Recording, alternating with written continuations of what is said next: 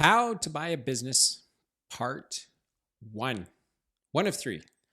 So I'm taking this idea, how to buy a business, and I'm going to break it into three parts so that it's easy to understand, gives you something to reach out to me and talk about if you're interested in pushing around some of these ideas.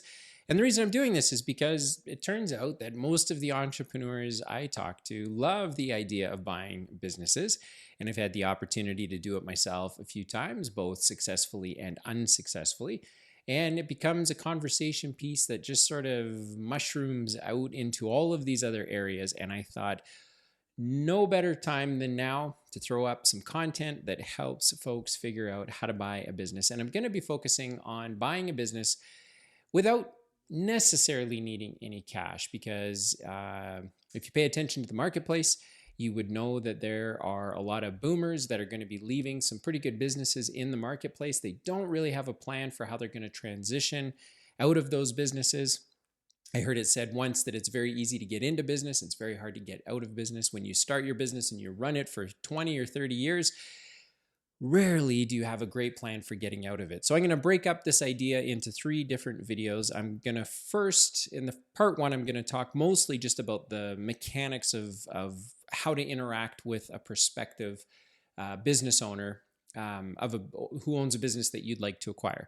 In part two, I'm going to talk about the money piece of it. And then in part three, I'm going to talk about kind of the practical on the ground. What do you do in the first 30 days, 6 months, 180 days? So hopefully you find these three pieces interesting, and the links will be in the show notes and kind of all over the place. So you'll be able to catch all three parts. But let's get started with kind of the very, very basic stuff, which is when you approach a business, the first thing I would say is you got to think about the kind of business you'd like to buy. Sitting with somebody recently, they had shared with me that they wanted a business that was sort of in the manufacturing space. They wanted to be in a business that produced a tangible product that they could stock and sell and service. And that was one of the criteria that they were looking for. I've also met just as many people who have said, you know what, man, if I could get out of the physical inventory business and get into a service business or get into a software business, I would love that. I don't think that there's a particular kind that is better than the next. What I think you need to be paying attention to is much like a pop artist who writes a very popular song. They have to be prepared to sing it a million times, because they're going to go to concerts, they're going to be on award shows, they're going to hear it on the radio. And so you kind of have to know that you're going to really enjoy. The pop artist has to know they're going to enjoy the song. You have to know you're going to enjoy the business. And there's lots of different things to consider when you're sort of figuring out the category of business that you'd like to purchase. Some of it might be market related. You might want to try and get into a market that you think is underserviced. And so you think you can go in at a perfect time and service it. You might see that there are trends happening, but whatever the case is, the first place to start is just to say, here are the kind of businesses I want. Here are the kind of businesses I don't want. Myself in particular, I love businesses that have a huge labor component to them. So people who do real work, real physical stuff. And the reason I like those businesses is because I think they're going to be harder and harder to find on a go-forward basis. I think the labor market is shrinking. I think that there is still a high demand for people to do real things.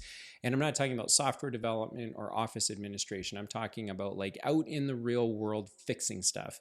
Plumbing, heating, vehicle repair, truck repair, construction work, anything that involves people and the physical world. I'm attracted to those kinds of businesses. It also helps that I really enjoy people. And so that becomes a major anchor for me. I know other folks that would have exactly an opposite opinion. So the first thing to do is just to figure out, okay, what kind of business do I want? So after you figure out the category, then the next thing to do is to go into the market and to try and interact with the businesses. And so if there's lots of different ways to do it. You can use business brokers. You can use online classified websites. From my time on Twitter, I know that there's a big push behind just cold calling. I know some guys that talk on Twitter, some folks on Twitter, rather, they just call every day. They make 10 calls or 20 calls to prospective businesses that might be a good fit for them. And, it's a 1 in 20 exercise, but it works. Not my particular style. My style is I come across opportunities based on my network. Doing things like this is really helpful because that's how people get to hear about me and know about me. But whatever your mechanism is, ultimately you're going to find yourself in front of an owner. And that owner presumably is going to want to meet with you because they too are interested in selling their business and you present yourself as a potential candidate. So one of the first things that I like to do and I think are really helpful is to look at it from the perspective of the current owner. And keep in mind, I'm not the context for everything I'm saying in part 1, 2, and 3 has more to do with an entrepreneur that doesn't have a lot of money. And so they're going to have to use their sweat equity, their relationships, their charm, their experience, their knowledge to try and acquire the business. So that's the context for this. So if you're sitting with a current business owner, the first thing you have to figure out is what does the current owner want to do? In the example from last week, they had said, the current owner would like to be out of the business by the end of next year. So they're not looking just for someone to write them a check because they know they're not going to get a lot of money for their business. They're prepared to work for the next year and a half because the truth is they don't really have a retirement plan. So, they still need something to do every morning when they get up and they're just sort of feeling things out right now. So the first thing to do is to figure out what does the current owner want to do? And then that will naturally lead into, well, how long is it going to take for them to do whatever it is they want to do? And ultimately, how long is it going to be until they want out of the business? So as the prospective purchaser, there's two things that you now know. You know what the current owners and what they'd like to see happen. And then the second thing is you now know how long you have to try and put a deal together. Now, in this context, unlike working with, say, a business broker directly or working with an M&A firm, if it's a larger transaction, if you've got time on your side, that's the best deal to do. Because in my experience, what happens is those first meetings are really great. Even the first, call it the first 6 meetings, the potential seller is really happy to see you every time you walk into their office. You as the buyer are very excited to see the seller because you think there's a great business here. But over time, something called deal fatigue will kick in. And so if you've got time on your side, it gives you the opportunity to figure out the kind of deal that you want to put together that services everyone. So what does the current owner want? How long do they have? Then you got to line that up against what do you want and how long do you have?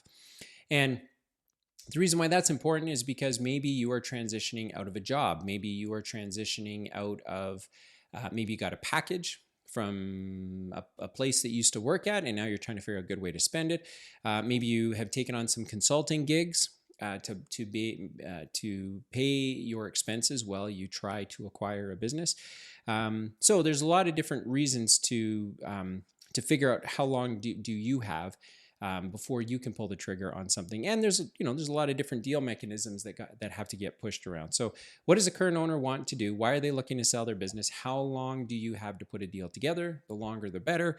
And the only thing you need to make sure of is that the deal doesn't get stuck in deal fatigue, where everyone is really excited at the beginning, but with every passing meeting, they get less and less excited. So as a prospective buyer, the best thing that you can do is to start putting some structure and some options together. And I know even from my meeting last week, I kind of rattled off 5 or 6 different ways that a deal could be structured, and I could see that the wheels were turning. And that's why you want to give yourself some time, but not too much time, because then you will lose your excitement. If you lose your excitement, you'll probably lose your creativity. And if you lose your creativity, deal fatigue sets in, and then the deal doesn't come together. So once you figured out those very high level details, what does the owner want? Why are they trying to sell their business? How long do they have? Kind of what would plan B look like if plan A didn't work out perfectly? Maybe they do want to, maybe they're saying they want to sell next year, but they really don't. They just want to sell now. One of the strategies I have found that is very, very helpful in trying to put together some of these kind of raw, basic, non-mathematical details is to create a baseline for the deal. So that would look something like this. If we were just to put a for sale sign on this business, what would it sell for? And I can tell you, if you've not heard me say this before, but coming up with a private company valuation is one of the hardest exercises to complete because there is no perfect math. Some people will do a multiple of gross revenue. We do $2 million a year, therefore we want $4 million for our business. It's a 2 times multiple. Other guys like me will say, well, I kind of like to look at the net income. I'll add back the owner's wage.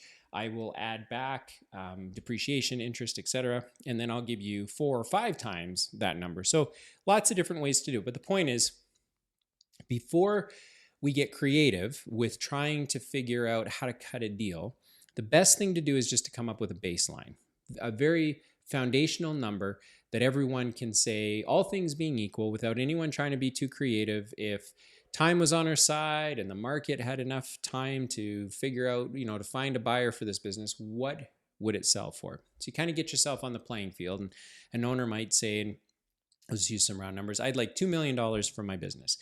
And then, you have a conversation and say, well, in order for it to be 2 million, here's what some other businesses look like. And so, can we all agree that number is the number? And the reason why that's important, as you're going to see in part 2, is as you try to structure your deal, the variables that you're going to be pushing and pulling on are basically time and purchase price.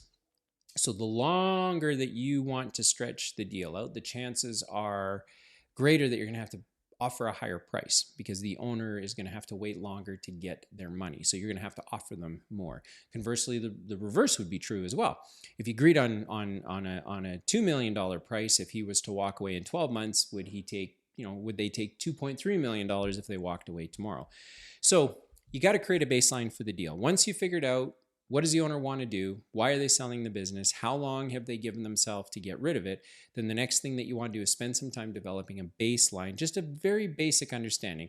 At this point, it's not going to be perfect math. It's just going to make sure that you don't think the business is worth $100 and they think it's worth $1 million. It's meant to get both you and the prospective seller at least within earshot of each other, because if you've never done this before, you know that everyone's always going to, the seller's always going to want more and the buyer's always going to want to pay less. But you can kind of cut through that if you've got a good way about you, in that you can simply talk through the different pieces with the prospective seller and say to them, this business, from what I can tell, here are my comparables. Go ahead, get your own. But can we agree that the price is probably somewhere around X? Figure out that baseline first. If you can't figure out what that baseline number is, then depending on how bad you do or do not want the business, you may consider walking away. But if you can establish that baseline, then you've already done the hardest part.